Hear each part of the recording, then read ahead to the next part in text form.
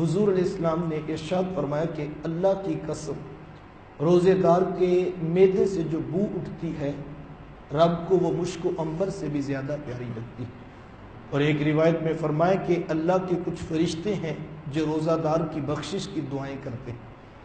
خود ارشاد فرمایا کہ روزہ دار کے لیے 2 خوشیاں ہیں، ایک خوشی تو افطار کے وقت اور دوسری خوشی رب سے ملاقات کے وقت۔ ایک خوشی تو اس وقت ہوتی ہے جس وقت انواع و اقسام کے کھانوں کا دسترخوان سجا ہوتا ہے اور وہ بڑا خوبصورت سا اور دیدنی سا منظر ہوتا ہے، چھوٹے چھوٹے بچے بھی تسبیحاں لے کر حضور پر درود پڑھ رہے ہوتے ہیں۔ وہ جو شاید کہ دن کو چڑی روزہ رکھا ہوا تھا اب وہ بڑے روزے دار بن کے آگے بیٹھے ہوتے ہیں، تو بڑا خوبصورت سا منظر ہوتا ہے، انواع و اقسام کے کھانے، مختلف قسم کے پھل اور ٹھنڈے مشروبات جو ہیں وہ سامنے پڑے ہوتے ہیں۔ اچھا، یہاں پر اطاعت کا ایک منظر دیکھیے کہ انسان کو بھوک بھی لگی ہے، پیاس بھی لگی ہے، انواع و اقسام کے کھانے بھی موجود ہیں، رنگ برنگ کے مشروبات اور مختلف قسم کے پھل بھی سامنے پڑے ہیں، لیکن انسان ایک لقمہ بھی اٹھا کر اپنے منہ میں نہیں رکھتا۔ بلکہ ہمیں یاد ہے جب چھوٹے ہوتے تو افطار کا وقت ہوتا تو کبھی کھجور اٹھا کے اپنے ہاتھ میں پکڑ لینی اور کہنا دیکھنا بھی قاری صاحب کی آواز آئے گی تو سب سے پہلے میں روزہ کھولوں گا، تو ماں جی نے پکڑ کر نیچے رکھ دینا ہاتھ کو اور کہنا کہ بیٹا ابھی جو ہے پورے 10 منٹ پڑے ہیں، اور اس طرح روزہ خراب ہو جاتا ہے۔ تو وہ ایسی اطاعت ہوتی ہے کہ انسان کو بھوک بھی لگی ہے، پیاس بھی لگی ہے، انواع و اقسام کی نعمتیں سامنے موجود ہیں، لیکن انسان ایک لقمہ بھی اٹھا کر منہ میں نہیں رکھتا۔ میاں کھاتے کیوں نہیں ہو؟ سب کچھ موجود ہے، بھوک بھی لگی ہوئی ہے، پیاس بھی لگی ہوئی ہے، انواع و اقسام کے کھانے اور جو ہے وہ پھل بھی دستیاب ہیں، تو کھاتے کیوں نہیں ہو؟ تو جواب بڑا خوبصورت ہے، انسان کہتا ہے ابھی میرے رب کا حکم ہی نہیں آیا ہے۔ یار کبھی اس نے کوئی کام کرنے سے پہلے سوچا تھا کہ رب کا حکم آیا کہ نہیں آیا؟ یہ اتنی اطاعت، اتنی فرما برداری۔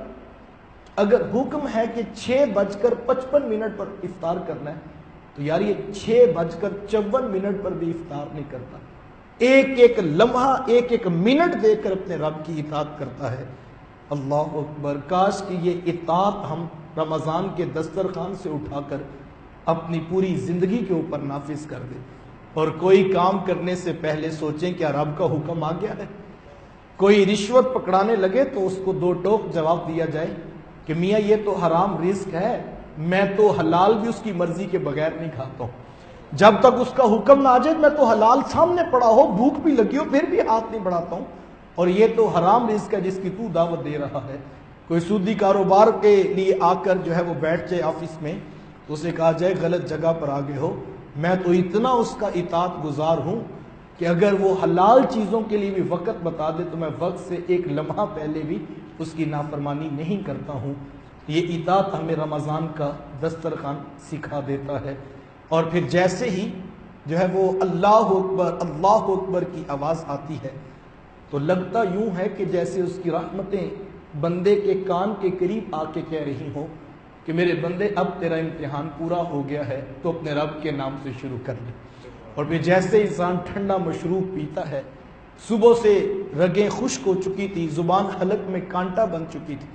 تو جیسے اس کی سیرابی کا سماع ہوتا ہے تو وہ ایک ایسی کیفیت ہوتی ہے کہ انسان کی زبان اگر الحمدللہ کہنا بھول بھی جائے تو اس کے جسم کا لولو اپنے رب کا شکر ادا کر رہا ہوتا ہے کہ مالک تیرا شکر ہے کہ میرا روزہ پورا ہو گیا ہے۔